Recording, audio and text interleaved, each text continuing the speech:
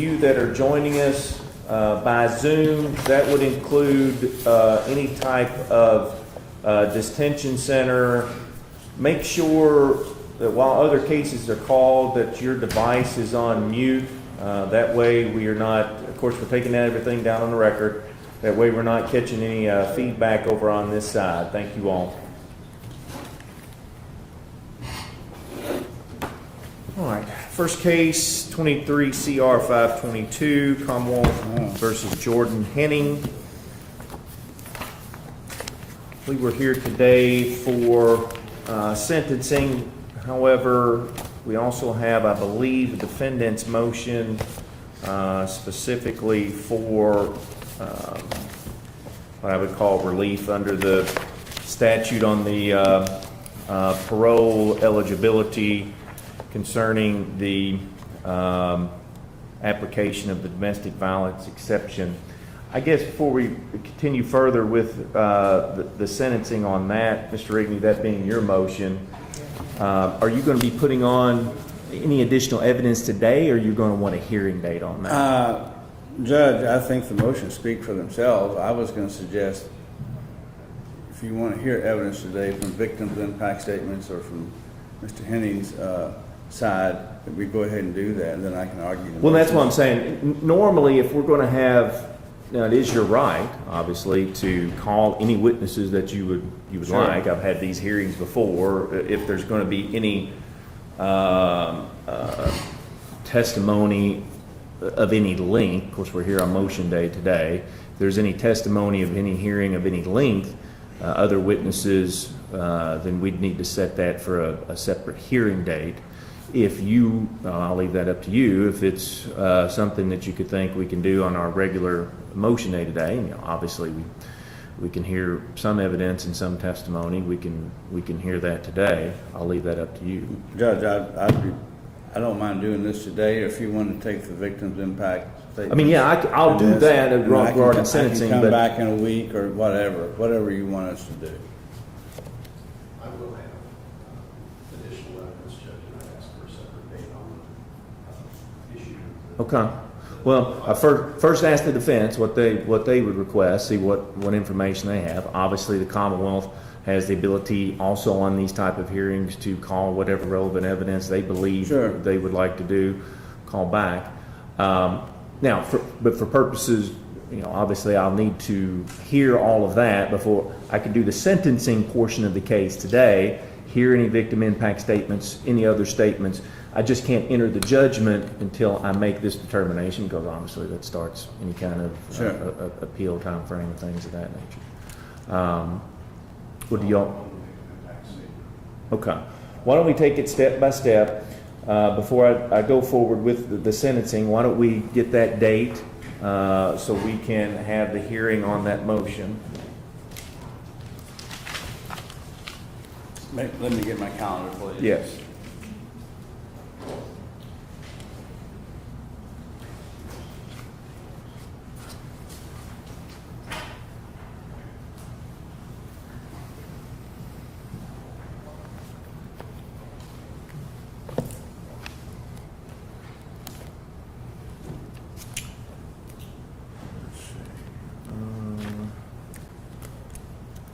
Depending on possible.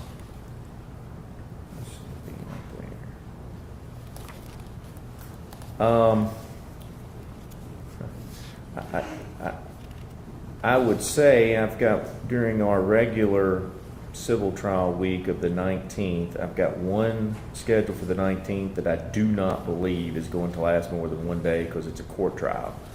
So I could do as soon as, because I'm doubtful next week just because I do have some trials. I've got, unless you all wanted to do it quickly, how is, I'll look over here, what about the Wheatley case tomorrow? Judge, I think it's going to resolve. I don't think it will. Okay. Well, if that Wheatley case resolves, I can do it sometime. That is the only criminal case I've got to be tried this week. So if that Wheatley case resolves today, I could hear it any of the days this week. I don't know if that's too quick for getting witnesses and those type of things. I'm just leaving those dates out there. Other than that, we're probably looking at, The 19th would work better. well, here's what I'm saying on the night. I'll try that civil case on the 19th. I could do the 21st, May the 21st, say at, after my drug court that morning, say at 10 o'clock. That would be great. Wednesday the 21st, Mr. Rigney? I do fine, Judge. All right. Now, that's just the arguing of my motions, is that correct? Well, that would be, specifically, that would be the hearing. You filed the, what I like to characterize as you're seeking the exception to the parole eligibility of the 85% versus the 50% on the domestic violence application. That can be any type of evidence taken at that hearing. So obviously the defense can bring any type of evidence. Commonwealth can offer any type of evidence for the court to consider whether to apply that to the Sure. to the sentence. So whatever evidence the defense wants to bring out, either it's further testimony, and then the Commonwealth can call any witnesses for their testimony as well. I'll give us about 2 hours, say, if we can get it done by between 10 and 12 o'clock. All right. I'll set that hearing on that for Wednesday, May the 5th, at 10 a.m.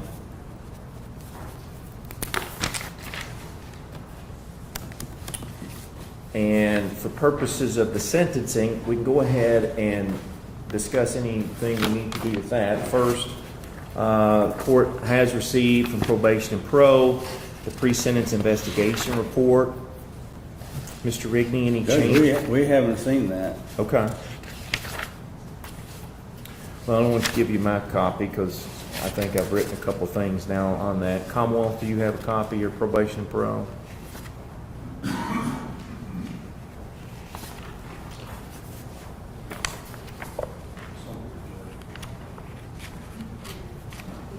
Yeah.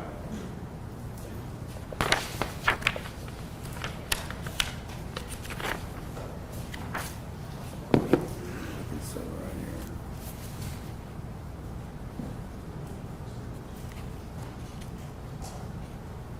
Is all that right?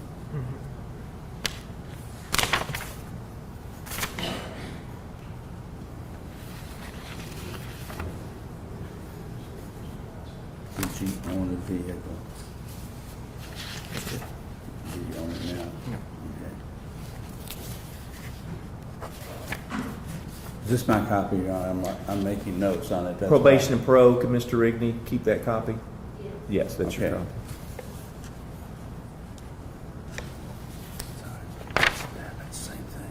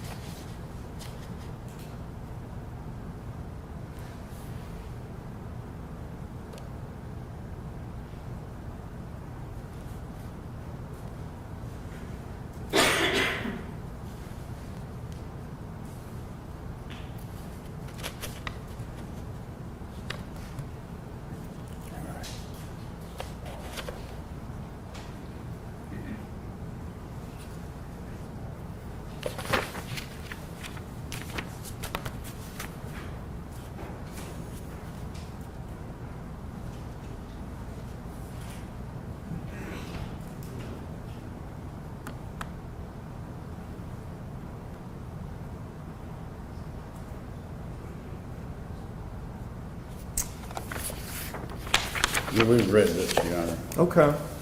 Any changes, additions, subtractions?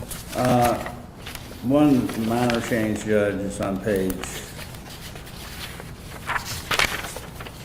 3, under owned vehicles. He no longer owns a vehicle. He did own one at one time. It's been sold. I don't know if that's worthy of note or not. Got it. Well, mine doesn't have, but there is. The second thing, Judge, is that the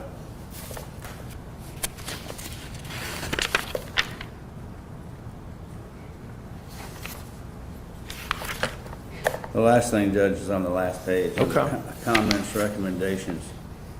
Under the third line down, weaknesses.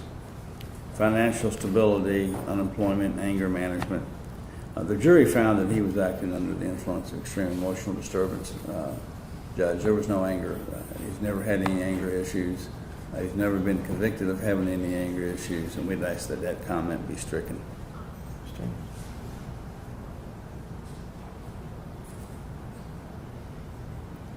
Well, I believe probation pro was, I mean, I don't think it needs to be stricken from this. That's just their comments and recommendations. That's all they have in regards to what they believe their comments, strengths, and weaknesses are for purposes of going forward. My inquiry was if there was any factual information in regards to that.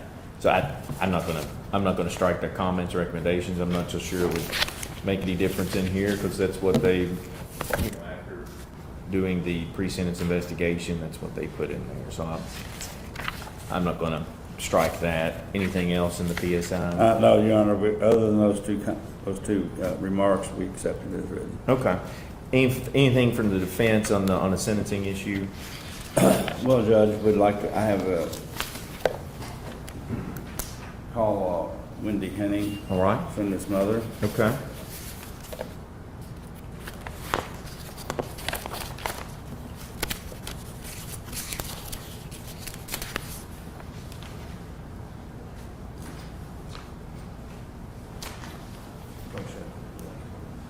Wendy?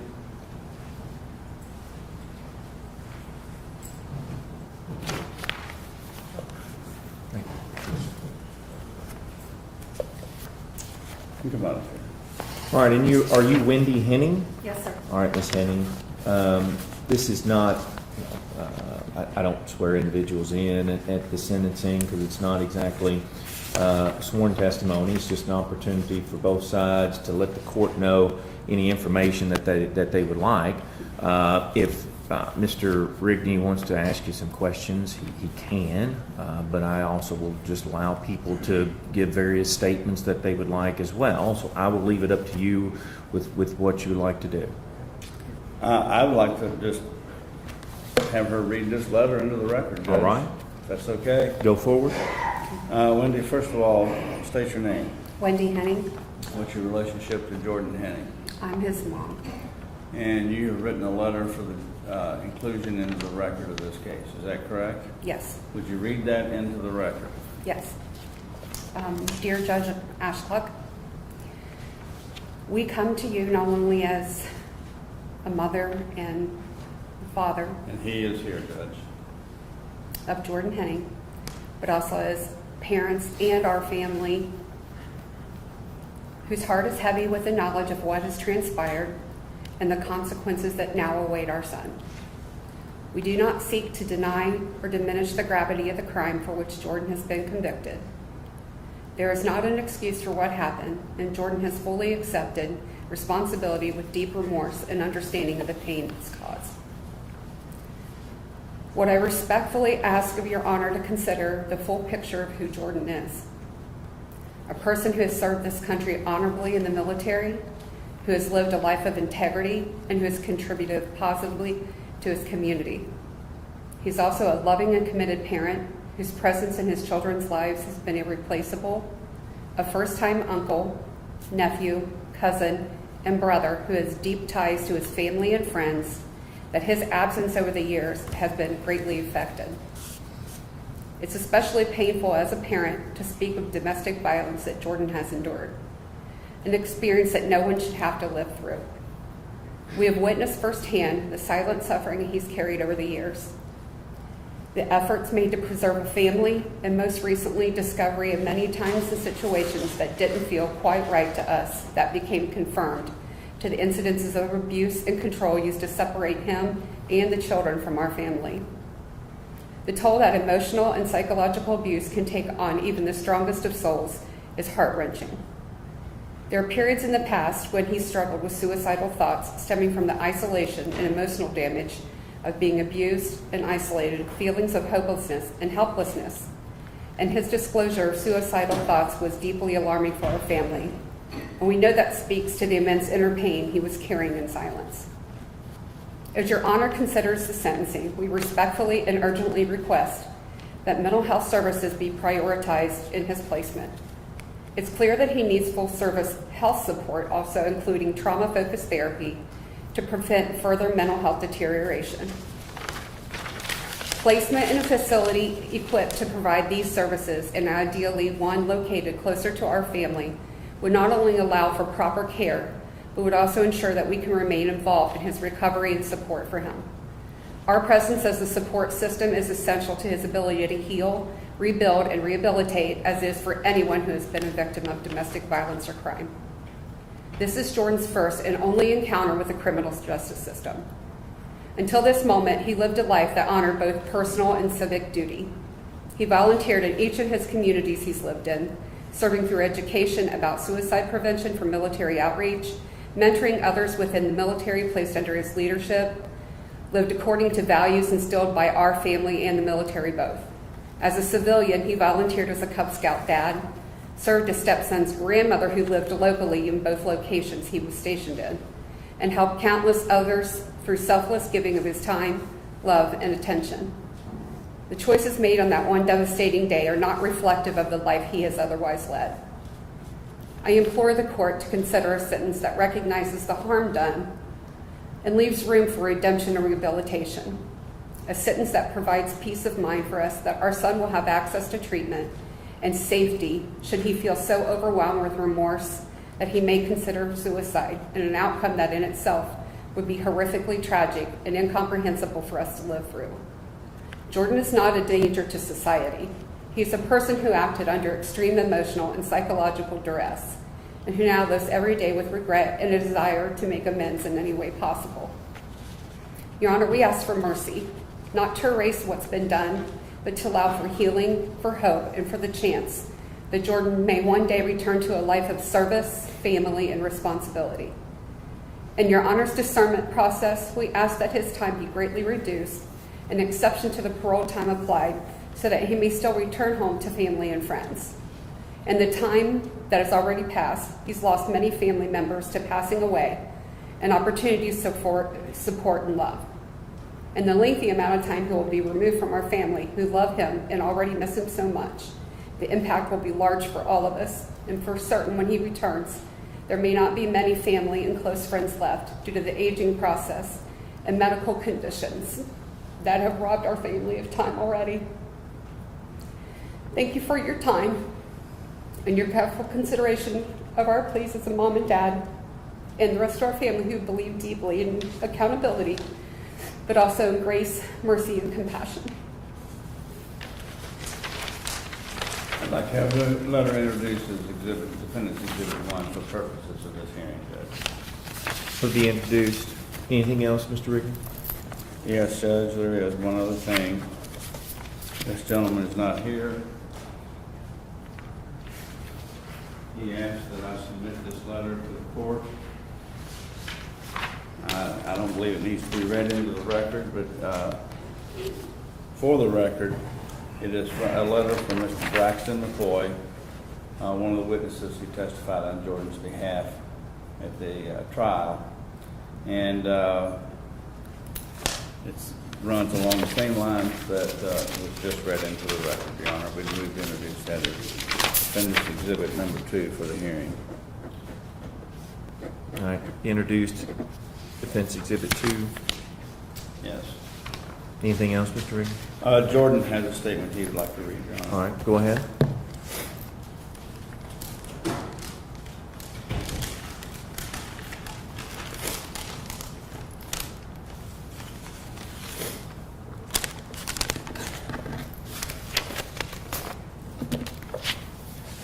Despite what people may think, I loved Ashley. I miss her and I think about her every day. Our marriage wasn't perfect, and she didn't deserve what happened to her that day. No one did. Tyler, Briley, and Carter, I'm sorry I took Mom away from you.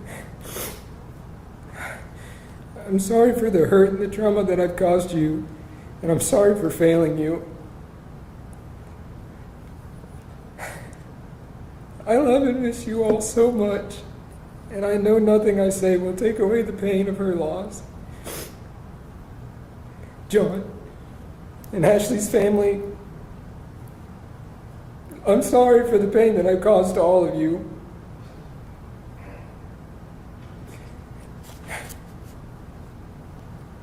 Boo Bear, I love you, and I'm sorry I took you away from us all. The evidence for the defendant, Your Honor. All right, thank you. Commonwealth, did you have, now I will say for the Commonwealth, and correct me if I'm wrong, you are Mr. Williams, correct? I have read your impact statement completely and in full. Is there any, Commonwealth? Anything else besides what you've written, which is in the record? I have reviewed that completely. Anything else that you'd like to? Yes, I have reviewed, Mr. Williams, your impact statement, which is the victim impact statement for the pro. That comes to me as well. I have reviewed that. But you're more than welcome, and thanks for being here. I appreciate your time. Anything else that you would like to address the court or otherwise? Just to read my. Go ahead. Ashley deserved compassion, mercy, all those things that you talked about right now. But she's not here to get that, is she? You stand here convicted today of manslaughter. Make no mistake, you murdered Ashley. You killed my sister. She was a daughter, a mother of three, a friend, and one of the most respected people in the community and in the Army. Now you get to serve a 20-year sentence, hopefully in a controlled facility protected by locked gates and routine. While Ashley's children must now grow up without their mother. They will never feel the warmth of Ashley's signature hug. They'll never hear her booming laugh or her soothing voice, or heed the guidance she would have provided as they navigated life's milestones. You robbed them of their innocence and safety. In the one place that they should have felt the safest. No matter how much love and support we provide, nothing will replace the presence of a mother. We carry the weight of losing someone so important to so many people.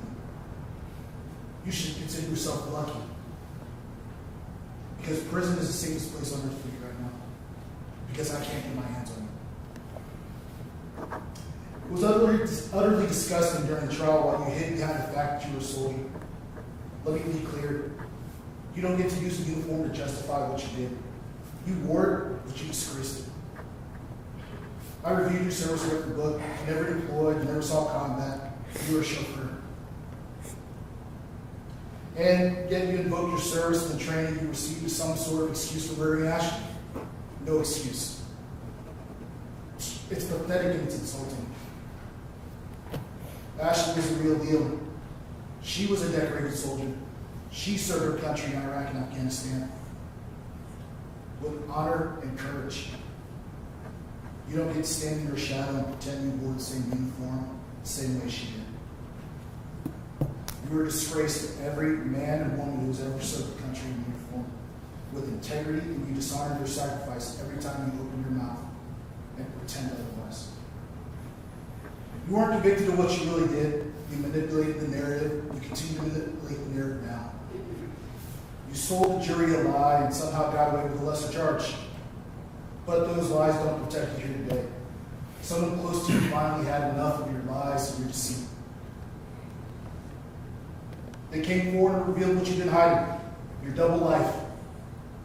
The life you live as base player.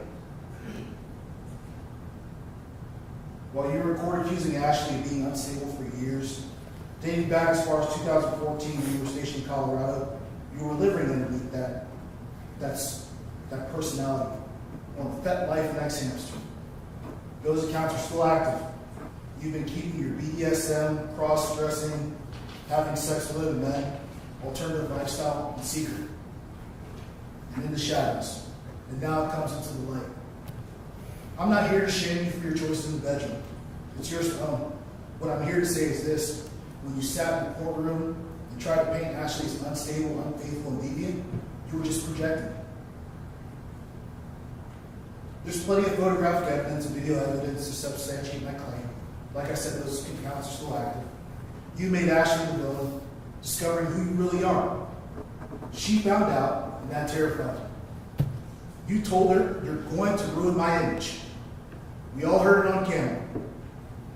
When Ashley finally said she had had enough, and you made sure she wouldn't say another word to another soul. So now I'm saying it for her. You were and are living a lie. You killed the one person who could expose it, and now even with this light sentence, I promise you the truth is out. No more masks, no more lies. The person you pretended to be is no more. Now you must deal with the real Jordan. And the real you will live every day for the next 18 years, hopefully, knowing exactly who put the mirror to your face. It was her family, it was her friends, the ones who loved her most. Holly, Jamie, Brandon, Chris, Natasha, and I.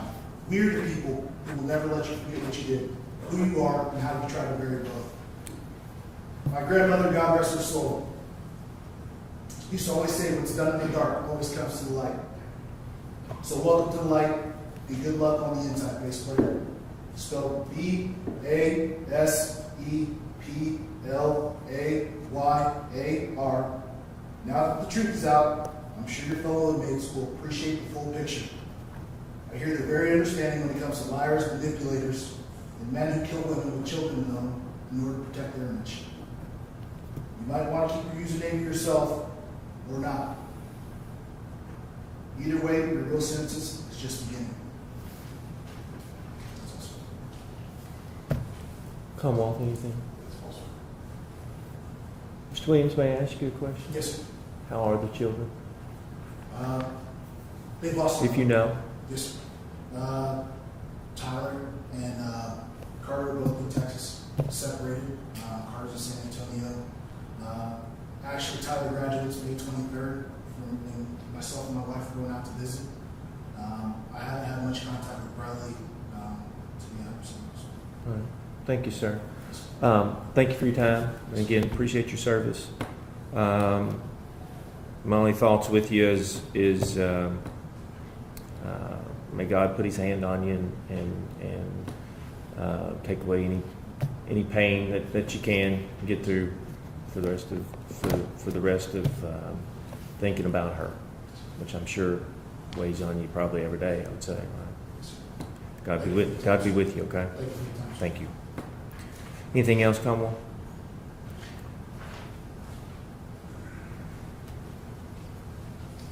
The court's information.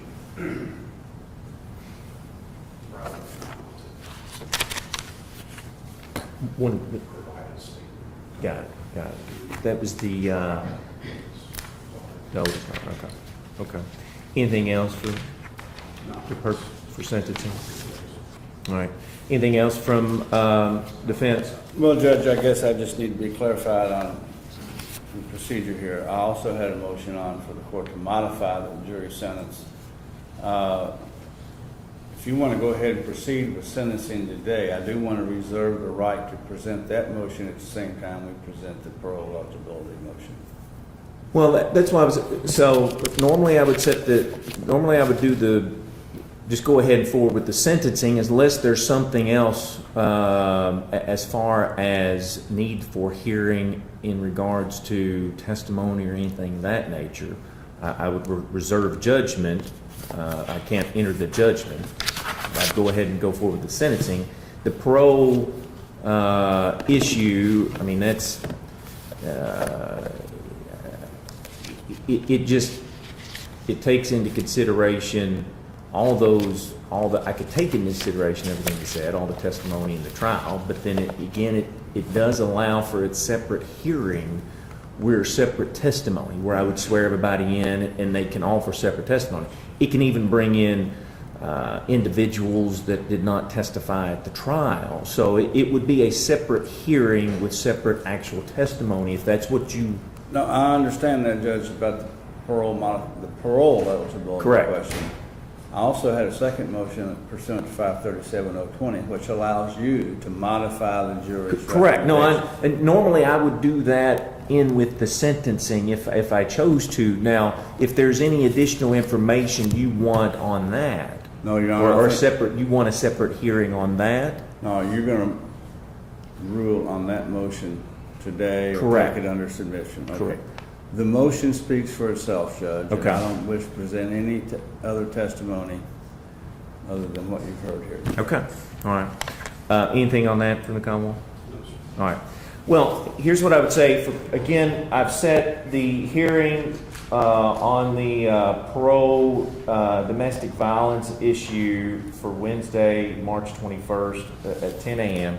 I think procedurally I always have, and I move forward with the sentencing before that, taking in the information that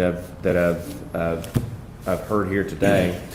I do want to address. I think part of my job sometimes is to make sure that I am, I don't want to say educating, but I'm because I'm not going to lie to you, I've had some individuals say, well, Judge, couldn't you just do away with what the jury did? I mean, things of that nature. No, I can't. Our laws are that the juries came back with a manslaughter first. I can't change that to anything else. I can't change that to murder. I can't set aside that jury determination. What I can do, and I will at this point in time, is I'm going to adopt the jury's recommendation of the maximum sentence. They recommended 20 years. I'm going to give you the maximum of 20 years. I think it's appropriate in this case. I think it's appropriate for for several reasons, for the violent nature of the offense. I certainly saw the video more times than I wanted to, probably more times than anybody should, ruling on various motions. We saw it at trial. I think we actually saw it during jury deliberations. The heinous nature of the offense committed obviously was terrible in nature. I'll probably never get it out of my thoughts. Poor Ashley laying there on the ground making those type of noises. I mean, just because I'm wearing this black robe doesn't mean that things don't have an effect on you. And seeing the video, I asked Mr. Williams how the children are. I mean, that the children were exposed to that. That has to be something that, I mean, it'll stick with me. So it's got to stick with them. Thinking about, I think the one daughter was upstairs, even watching it out of her window. The other one's hearing it, not knowing what was going on, not knowing whether you were going to shoot them and kill them.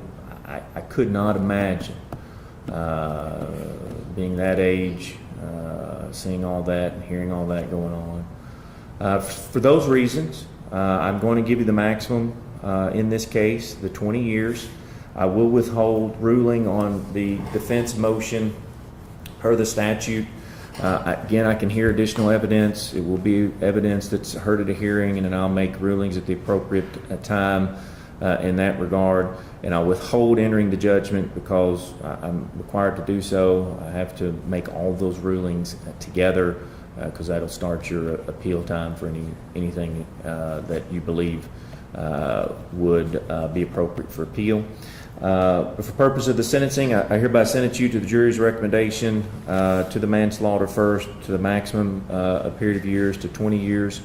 And I'll have your hearing on your motion for the domestic violence exception to the parole eligibility at that date. Thank you, sir. Thank you, Your Honor.